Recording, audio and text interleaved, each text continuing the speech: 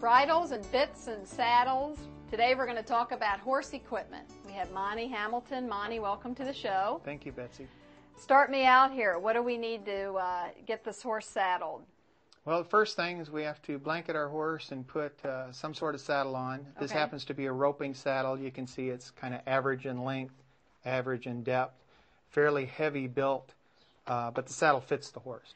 What adjustments have to be made to the saddle before you ride? The adjustments you probably need to make are the cinch itself, making sure the cinch is the right length, snugging it up. This particular saddle, again, is a roping saddle, so you'll see it has a rear cinch. Okay. And you'll see that I cinch that up fairly snug as well. It's a safety concern, and it holds the saddle down. How about if we move to the front of the horse and look at some of the equipment for that? Well, this is a headstall with a snaffle bit. Put it together, and we'd call it a bridle. Snaffle bits are used for young horses like Joe, who's a 3-year-old. Okay. You put that on the horse, and the snaffle is designed so you can pull on the left side or the right side and get control of a young horse. And what are the differences with this one then? Well, this is somewhat the next stage of bit. It's a shanked bit, so it has shanks or length to it.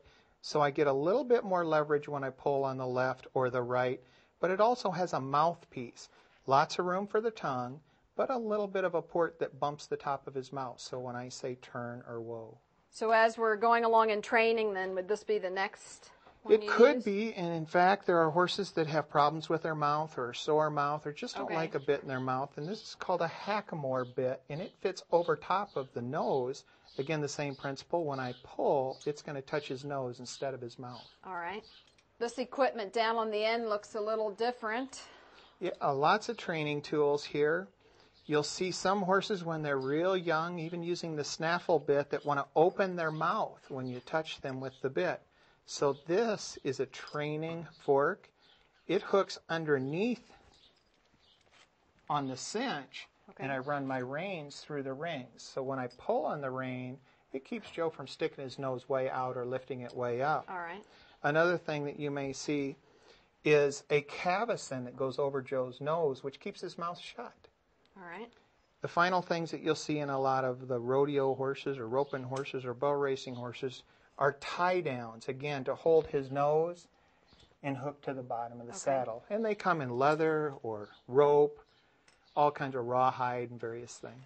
We have some equipment down here. It looks like this is for the hooves. What are these? Protective equipment. Again, anytime I'm going to use my horse, and he's pretty athletic, I want to protect him so he's not injured. One of the common injuries that we'll see on their legs is when the back feet come too far forward and hit the back bulb of the heel. So I put overreach boots or bell boots on, so if he does hit, it's protected. The splint bones on the inside of the leg, I really want to protect those, so I put splint boots on to keep him from injuring himself. Obviously, if he's sore, I won't be able to train Joe to do the things I want to do. And again, I just want to snug these up. I don't want him too tight to stop circulation or anything like that. And then that would go on the back? Exactly. When a horse stops and he bends his fetlock in the rear, he has a chance to burn the bottom of his fetlock. So we put skid boots on that have a pretty hard protective covering on the back that will prevent him from burning his skin and not wanting to stop. I know hoof care is important, Monty. What kind of equipment do you use for that? Well, you're right. Hoof care is very important. If a horse hurts his foot, he's not going to be able to perform, so we use a hoof pick to clean out the hoof. You want to keep try that it? right on the saddle, I see. Yeah, Sure. I'll give it a try. I'll give you the hoof pick. If you want to pick up Joe's foot. Yeah, and just scoop that out and look for any rock or debris or anything that may injure the bottom of his foot. That looks great. Yeah, I don't see a whole lot, but I can scrape a little bit of sawdust. Pretty clean. All right. Monty, we've been talking about roping equipment. Is there a difference with that and show equipment? Yeah, there sure is. Let's go take a look. All right. Monty, this is a beautiful saddle, a little different than the roping saddle. Sure is. I wanted to point out the difference in a show saddle, obviously with all the silver and only a front cinch, a little narrower built, and a show headstall. The headstall has silver for that cosmetic or aesthetic appeal. Right. So the saddle is a little more narrow because the horse is smaller? Probably. A lot of Western pleasure horses like this horse is going to be built less thick and needs Okay. a saddle with a narrower tree. All right. Thank you for those tips, Monty. Thanks for coming. Now we're going to hear more from Living the Country Life.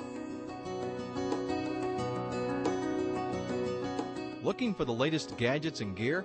Check out these cool country tools. How does your garden glow? With Firefly Solar Garden Art. The Firefly features a hand-blown glass globe perched atop a stainless steel stake.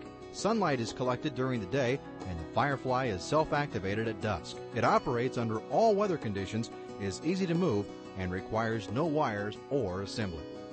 Keep your horses happy, hardy, and safe with the new round bale feeder from Applegate. The open top design prevents mane damage and stands on 3 loop legs with a bottom panel to help save hay waste. Constructed of 16 and 18 gauge steel tubing, this sturdy feeder is available only through authorized Applegate dealers. Introducing the first utility vehicle worthy of the Kubota name. Combining Kubota diesel engineering technology and a perfectly matched transmission, this utility vehicle offers power, strength, and stability combined with operator and passenger comfort.